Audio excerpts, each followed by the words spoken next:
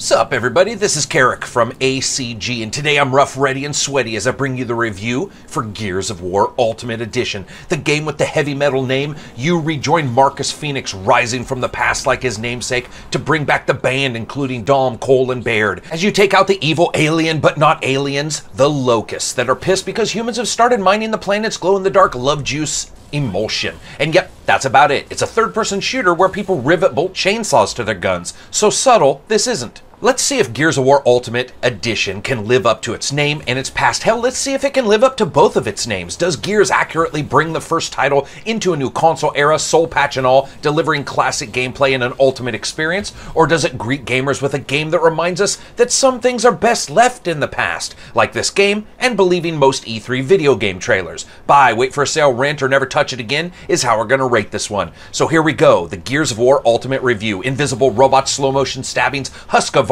branded assault rifles, and a lead character so jacked he looks like he's made of 300 pounds of beef jerky and concrete. Let's do this. Remember, if you like the review, subscribe. It helps the channel. Gameplay is up first. Let's cover a bit of the story. As I said before, the Locusts are attacking humanity, and mankind's Mensa-level plan is to break a dude out of prison who looks like a farmer from the Warhammer 40,000 fictional universe, throw some armor on him, and make him defeat the inner world menagerie by basically rampaging through Old English castles that don't have handles on their doors.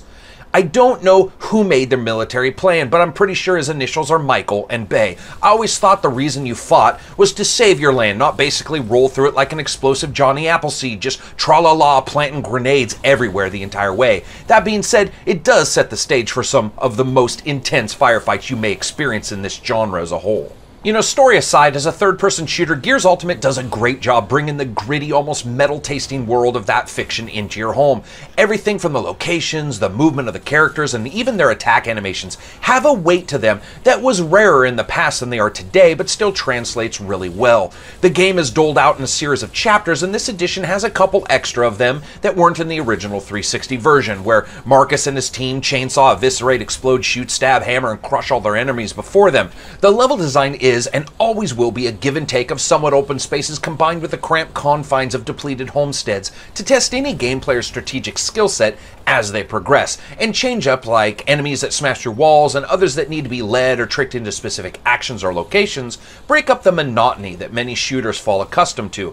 Claustrophobic moments in darkened ruined rooms makes way for strategic flanking and repositioning within the same 5 to 10 minute gameplay session, rewarding gamers with an eclectic requirement set for skills that is at times almost masterful to play through. I think it's pretty easy to see just why this title was just so popular. Luckily, throughout the entire time you're playing, the gunplay continues to be a smoking, rattling mix of fear and adrenaline as puffy puffs of smoke and steam rise from rifles, red-hot shells eject around the level, and grit and debris of explosions rocket into the air. This is a game where the gun recoil would probably kill normal mortal men, and everything has an impressively solid crunchiness to its gameplay. Gears may not have many special chops when it comes to overall gameplay aside from the roadie run and the over-the-top chainsaw deaths, but its worldview and the window of gameplay in which it's delivered to the player is almost unparalleled, where characters mirror gameplay which mirrors atmosphere, and that's still not that common even nowadays, where you get a lot of games that just feel like they're separate parts put together. Additionally, the overall movement is far slicker, with the dodge and duck and dive and slide button seemingly increased in both responsiveness and in the directions it can be used. If you don't like that, you can go into the options and return the settings back to the original, but if you don't, you will most likely find yourself comboing level locations as you drop into and out of cover, somersaulting behind planners, and generally just looking foolishly awesome. Though I never had problems with the game's original movement plan, the increase and improvement here is felt.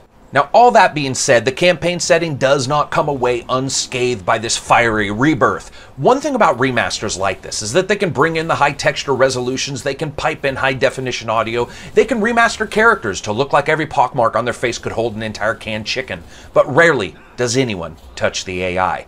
And my lord, does Gears need remastered AI. This is some next generation artificial and some last generation intelligence. Hell, who am I to judge? Maybe in war, freezing in the middle of the battlefield and staring straight ahead is a tactic. I mean, it would be scary if you're shooting at some dude and his reaction was to just, you know, look at you like, seriously, man, Why are you shooting at me? But spending at minimum 80% of the entire campaign alone because Dom is a straight up coward and either refused to ever join me to fight the bad guys or kept falling from the sky behind me only to catch on architecture is not fun. It's infuriating. I enjoy co-op in Gears, but sometimes I like to turn up the difficulty and try to get through the game solo. But this AI is a thing of wondrous failure, and in fact, after recently playing the 360 version prior to reviewing the Xbox One version, I can solidly say the Xbox One has more issues than the prior title by a Colombian landslide. Enemies fare far better, and though they occasionally catch on everything from door jams to stairwells and dance evil creature dances between two invisible waypoints from time to time, it happens mercilessly less than on your own team. Is it broken completely? No. Regardless, the ebb and flow of Gears combat, when it works, is still a thing of beauty, and a perfectly timed slide after a roadie run into a chainsaw how's your mother, finishing it off with a kneeling Kardashian, will always be a sweet combo move.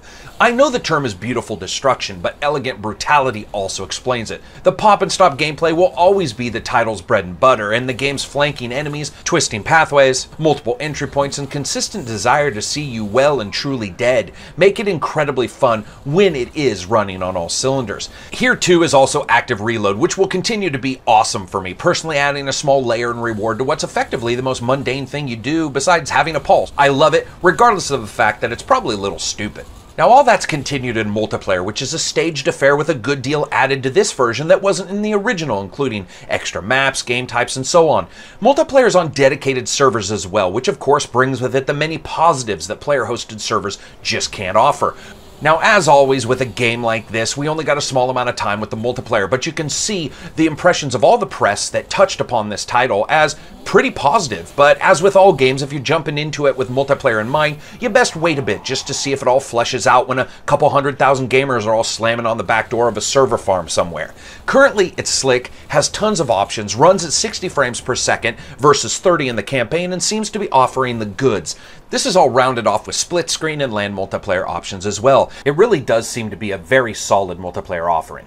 Graphics. For the most part, Gears of War Ultimate brings the title into the future with higher resolution textures on almost everything, a far higher polygon count, and cleaner and additional lighting effects throughout the title. Especially helped by this is the level where you start out at night with the rain hammering down around you and everything looks so suitably scary and infinitely clearer than the original. Or the outdoor levels with their clean, white-baked sunlight that could almost leave a parched taste in your mouth. Even levels with a good deal of intruding foliage see improvements in their contrast, color use, and overall complexity. Though it's 30 frames per second, I did notice at times the frame rate dropping, however. It wasn't really during busy times on the screen, and it looks to be in some way either a patchably offensive issue with the streaming game data or texture level of detail when zooming in and out on a weapon. It wasn't bothersome, but it was noticeable. Luckily, it happens at the least egregious of times, and if past history shows anything, it's that those kinds of issues can and do get patched out quickly, as they don't revolve around a system strength, but more around engine optimizations. Overall, I would say it looks great, but I would have loved for a rock-solid 30 frames per second in the campaign with zero bumps. Sound, music, and voice.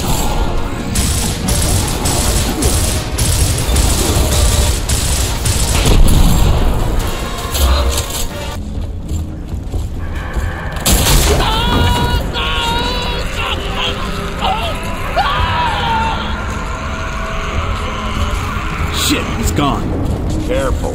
We need to keep moving.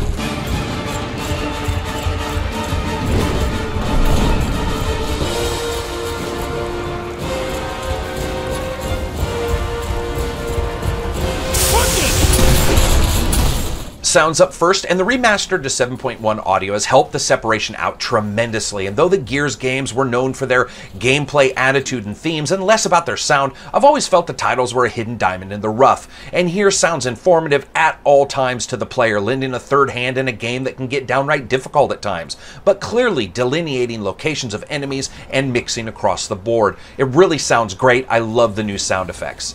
Music. What can I say? It's Gears music, thematic, throbbing affairs that sway between almost classical battle hymns to thundering heartbeat-like tracks. The game's soundtrack has always been epic, and no one can forget that garage rock guitar chord that gets played when you clear a room of bad guys. excellent and fitting music that could easily be a separate purchase for me. And that brings us to voice. And you know, let's be honest, these guys aren't hired to emote and sing-song their way through a role-playing adventure about dying races and slavery. It's 4 dudes in a war, which means lots of screaming, curses, and basically a recording of my wedding day. It's lovely stuff for the war crowd, but it won't win any awards. Some of the humor falls flat, while at other times the playful jibes and one-liners got me to laugh out loud. All in all, I would say it holds up well, and it's pretty good. Fun factor.